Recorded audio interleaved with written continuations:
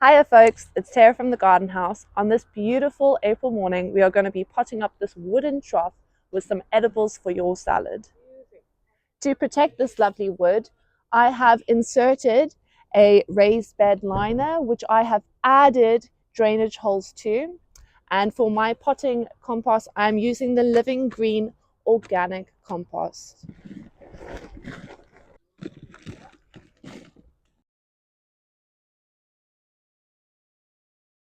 Since I'm going for a salad bowl, I am adding in the chives, which have a very light onion flavor, and nasturtiums, which produce a beautiful orange flower and also have a peppery taste. It's important to keep them well watered, and an ideal location would be partly shaded, as too much sun and not enough water will cause them to bolt and grow seed heads, which will result in bitter lettuce.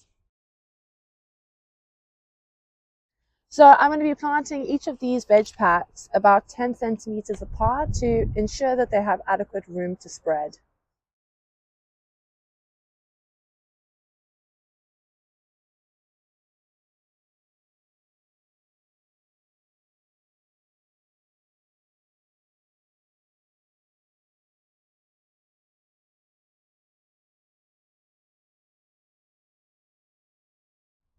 This is a very efficient way to grow in a small scale. So even a patio or a balcony will do.